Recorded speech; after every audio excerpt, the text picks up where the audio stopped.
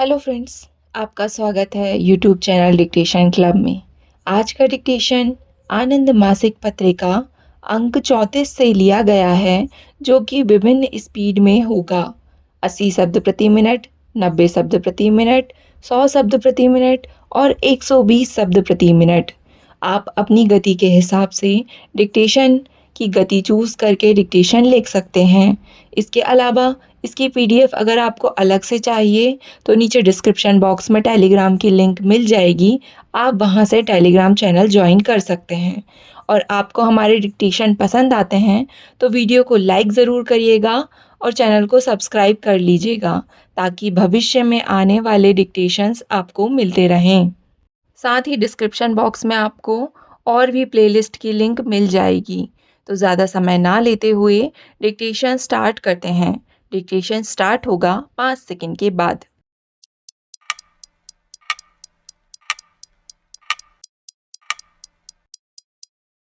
Start.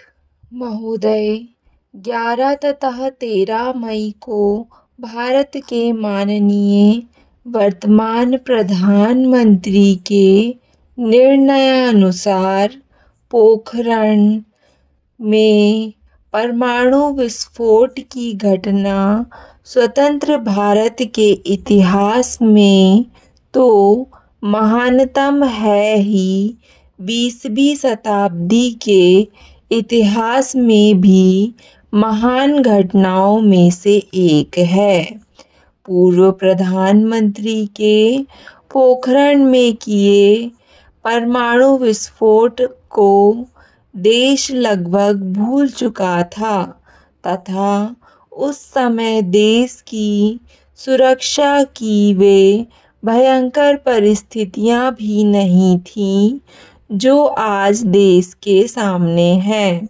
20वीं शताब्दी के अंत के समय भारत का यह परमाणु विस्फोट 21वीं शताब्दी में नई सोच, नए जीवन दर्शन तथा नए क्रियाकलापों के साथ प्रवेश करने तथा आगे बढ़ने का शंखनाद है।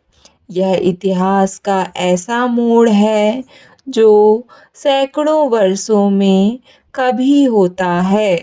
इस विस्फोट में जिस प्रकार की गोपनीयता बनाई रखी गई तथा विश्व शक्तियां भी जिस प्रकार इस महान घटना से अनजान बनी रहीं, उसने भी भारत की क्षमता, सामर्थ्य तथा कुशलता को सारे विश्व के सम्मुख स्पष्ट कर दिया है।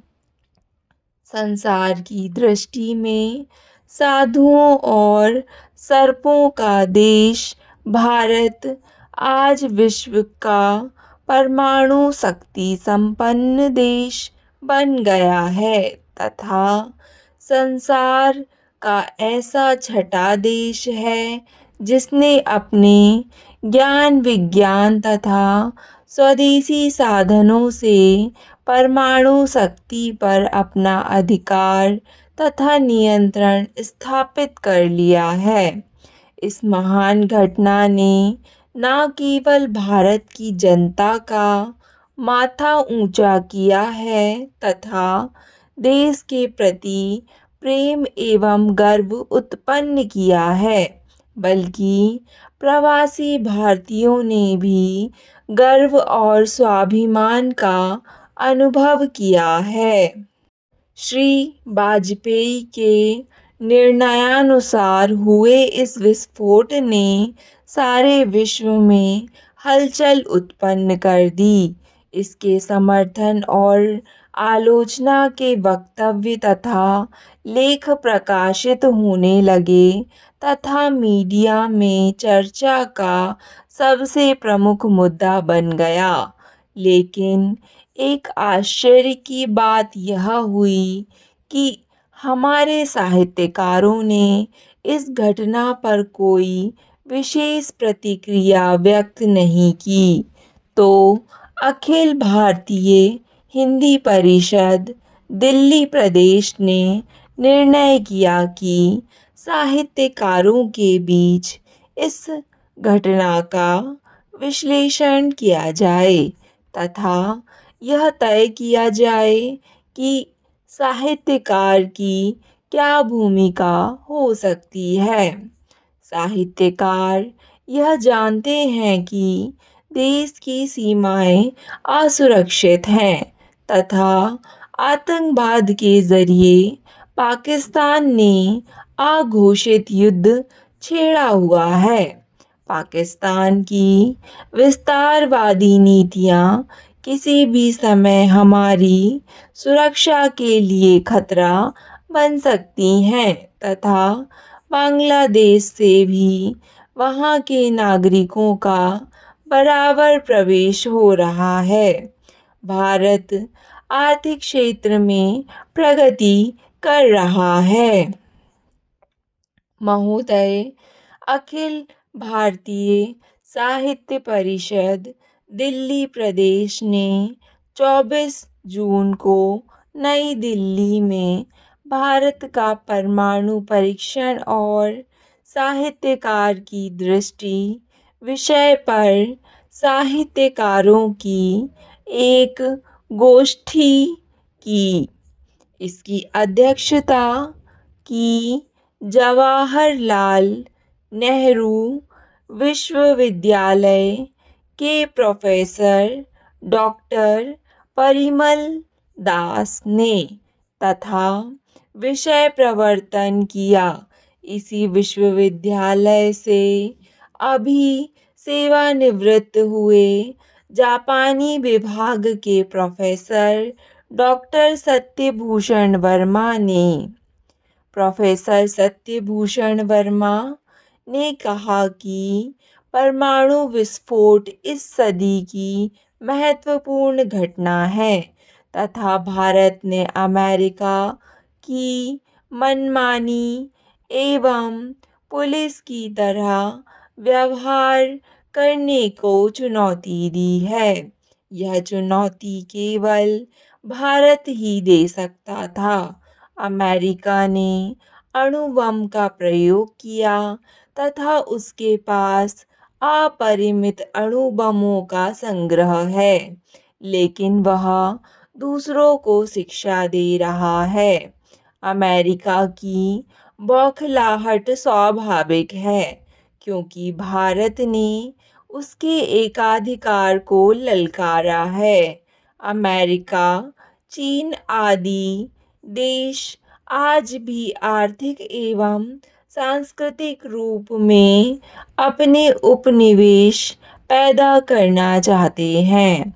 भारत जैसे देश उनके बाजार हैं और दुर्भाग्य यह है कि हम भी उन्हें इस बाजार में आने के लिए आमंत्रित कर रहे हैं। हम जानते हैं हमारे शत्रु कौन है। चीन कब हमारा मित्र था? पाकिस्तान हमारा दोस्त कब था? अमेरिका ने तो बांग्लादेश के युद्ध के समय अपना जहाज बंगाल की खाड़ी में भेज दिया था। भारत कई दशकों से पूर्ण निःशस्त्रीकरण का प्रस्ताव करता रहा है, लेकिन किसी ने उसकी बात नहीं सुनी। अब नाभिकीय परीक्षण किया, तब भी ये देश निःशस्त्रीकरण की बात नहीं कर रहे हैं।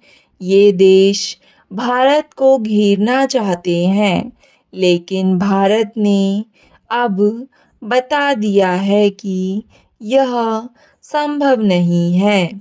भारत का यह विस्फोट वास्तव में एक शांतिपूर्ण विश्व की स्थापना के लिए है, जिसमें सबल और दुर्बल देश बराबर होंगे। भारत 21वीं सदी में इसी दृष्टि से जीना चाहता है। इसके बाद डॉक्टर सीतेश आलोक ने भी परमाणु विस्फोट का समर्थन किया तथा कहा कि भारत एक शांति प्रिय देश है और रहेगा। उन्होंने अमेरिका के विकास विलास तथा उसके साथ विनाश की ओर कदम रखने की स्थितियों की जानकारी दी और कहा कि अब भारत पहले से अधिक सशक्त हुआ है। अमेरिका आदि देशों के प्रतिबंध हमारे लिए वरदान बन सकते हैं। हमें ना तो पलायन करना है और ना दीनता दिखानी है। नरेंद्र कोहली ने कहा कि सरकार का यह कदम सर्वथा उचित है। महोदय, मैं यहाँ बहुत थोड़े समय के लिए आई हूँ और मैंने जल्दी जल्दी यहाँ प्रदर्शित सभी चीज़ें देखी हैं, लेकिन मैं कहना चाहूँगी कि यहाँ जो काम हो रहा है और यहाँ की प्रयोगशाला ने जो उपलब्धियाँ प्राप्त की हैं, उनसे मेरा मन उत्साहित हुआ है। प्रदूषण के बारे में मैं आज हम में से कोई भी ऐसा नहीं है जिसे ज्ञात ना हो या उसकी अनदेखी कर सके। जहाँ तक भारत का संबंध है, यहाँ तरह तरह के प्रदूषण पाए जाते हैं। एक तो पुराने ढंग का प्रदूषण है जो गरीबी का परिणाम होता है और जो गर्द गुबार अस्वास्थ्यकर आदतों बीमारी आदि को जन्म देता है। दूसरी तरह का प्रदूषण वह है जो इन दिनों कल कारखानों तथा ऐसी ही अन्य परियोजनाओं के कारण उत्पन्न होता है। दोनों ही समान रूप से खतरनाक है। कुछ अन्य देशों की तरह हमारे यहाँ भले ही बहुत ज़्यादा संख्या में कारखाने ना हों, लेकिन जितनी भी फैक्ट्रियाँ या बिजली घर आदि हैं, वही यह जताने के लिए पर्याप्त हैं कि उनके कारण हवा क्या से क्या हो जाती है। मैं अवश्य चाहती हूँ कि हमारे देश का शीघ्रता से औद्योगिकीकरण हो। स्टॉप।